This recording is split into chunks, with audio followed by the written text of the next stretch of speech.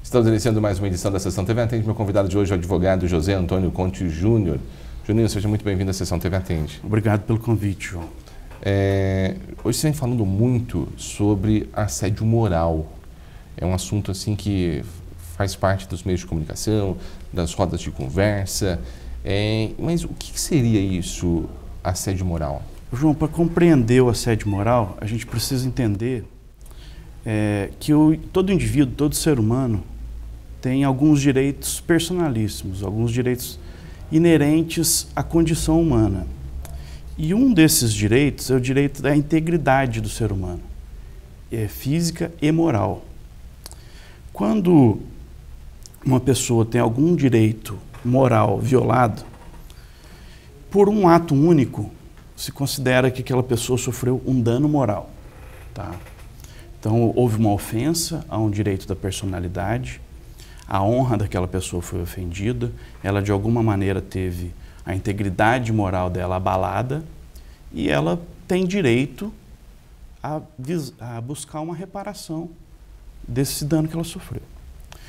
Quando esse dano ele é recorrente no ambiente de trabalho, o direito vai falar que essa pessoa está sofrendo um assédio moral. É uma repetição de danos morais, vamos falar de uma maneira mais simples, entendeu? Seria então, quando a pessoa se sente ofendida, por uma pessoa agir com ela de uma forma assim mais grosseira, mais rude, um desrespeito, seria mais ou menos isso? Tudo isso que você disse são formas que podem caracterizar o assédio moral. Uma questão de difícil prova muitas vezes, porque muitas vezes a pessoa não fala sobre o que está acontecendo, às vezes ela guarda para si e aquilo vai até se tornar uma doença de cunho psicológico, porque aquilo vai ofendendo a integridade moral dela e acaba atrapalhando não só a pessoa que está sofrendo esse assédio, mas toda o entorno da pessoa. O núcleo familiar fica abalado, o próprio trabalho deixa de ter uma produtividade como se gostaria que tivesse, e acaba que essa pessoa vai ter sofrimentos que poderiam ser evitados. No caso, aquela pressão que existe, olha, você demora tanto tempo para fazer isso, você vai no banheiro e gasta X tempo, ou você vai tomar água e você fica enrolando, isso se configura nisso também? Pode se configurar, desde que seja uma questão abusiva, pode se configurar. Existem julgados que trazem exatamente essa condição da pessoa que fica sendo vigiada quando vai no banheiro ou no trabalho, pessoa que fica sendo extremamente vigiada. A gente tem que pensar, João, que existe uma normalidade no cenário. Todo mundo que vai ser empregado precisa produzir, mas essa cobrança pela produção não pode ser exagerada. A pessoa precisa se doar para o trabalho. Ela ganha para isso, mas essa exigência de doação não pode se tornar um fator que está causando uma doença ali na pessoa. O melhor caminho é o do equilíbrio. Precisa ir no banheiro? Ela precisa, é uma necessidade fisiológica.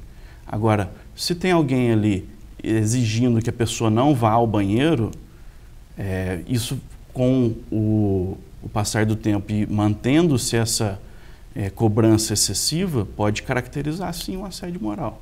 Juninho, a questão do assédio moral está ligada ao ambiente de trabalho? Sim. Sim, porque é uma relação cotidiana. É uma relação que está muito presente na vida da pessoa. E o ambiente de trabalho, João, muitas vezes não é dito, que ele integra o meio ambiente. E todos têm direito a um meio ambiente equilibrado. Dentro desse conceito que está na Constituição e está nas leis, o meio ambiente de trabalho está integrado. Então, a pessoa tem direito a um meio ambiente de trabalho saudável, para que ela desenvolva suas atividades, tenha a melhor produção e a maior condição de produzir de uma maneira saudável. Se ela não tiver isso, ela vai levar isso para casa, maior exigência do sistema de saúde pública e privada, que também vai sofrer consequência desse meio ambiente de trabalho desorganizado. Como que a pessoa deve agir? Ela desconfia que ela está tendo esse assédio moral no meio de trabalho. O que ela faz? A primeira coisa, João, que é importante que a pessoa faça é falar sobre o que está acontecendo. Mas falar com quem? Falar com quem confia. Primeira coisa, fala com quem você confia. Você confia num colega seu? Cheque com ele se aquela conduta, se ele acredita que aquela conduta é correta, se a conduta está sendo abusiva. Aí se o colega, se a pessoa continuar tendo essa sensação, que é horrível, de estar sendo assediada, procure uma outra pessoa da sua confiança. E se ainda tiver dúvida, procure um advogado da sua confiança, procure um profissional da saúde, um médico, um psicólogo, para conversar sobre o que está acontecendo. Porque a partir daí, a partir da pessoa estar comunicando o que está acontecendo, que vai ser possível a correção do comportamento. Porque melhor do que judicializar e receber reparação financeira, no caso do assédio moral, é cortar o fato, é que se cessem as agressões. Porque aquelas agressões, João, aparentemente, elas estão atingindo só a pessoa ofendida. Mas, na verdade, ela está atingindo até a pessoa que ofende. A pessoa que ofende moralmente a outra, ela também está numa situação de que ela não está entendendo o que ela está fazendo. Porque se ela compreendesse aquilo que ela está fazendo, eu tenho certeza que ela ia parar aquela conduta. Então, hoje, eu creio que o importante é educar antes da sanção, da punição. Quando esse fato for levado à justiça, se é que, vamos supor que tenha ocorrido por um tempo aquela situação de assédio, o juiz vai colher as provas disso e vai converter essa situação em dinheiro, em regra. O dinheiro, por melhor que seja, nem sempre é capaz de tornar a pessoa íntegra novamente, moralmente. Não tira aquela dor, aquele sofrimento. Nem sempre vai tirar a dor, vai tirar o sofrimento. Muitas vezes a pessoa recebe o dinheiro e ainda se sente que é injusto, ainda sente que não é suficiente para reparar aquela dor que ela sofreu e todas as consequências que ela experimentou. E isso não é uma coisa que acontece do superior para o colaborador, pode acontecer entre colaboradores no mesmo setor e está ligado aí. Poderia dizer que é um bullying moderno? O bullying é uma expressão que é importada, né, para crianças na escola, né, salvo engano. De alguma forma é um comportamento parecido com o bullying. E o assédio, João, ele pode acontecer em 3 níveis.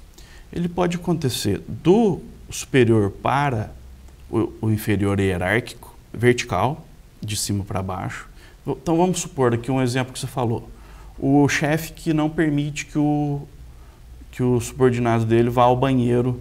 Não, regula a quantidade de vezes que o empregado vai no banheiro. Pode caracterizar. Meta excessiva, que é impossível de cumprir. Pressão para desligar. Ameaça de demitir. A pessoa fica o mês inteiro com medo de ser demitido porque o chefe está ameaçando. Pode caracterizar. Então, esse nível vertical. Você falou que pode, então tem que ter todo um contexto. Tem que ver um contexto, tem que ver provas. E agora, é isso que é interessante. A pessoa comunicando que está desconfortável com aquela posição, o outro vai ter uma oportunidade de mudar e cessar.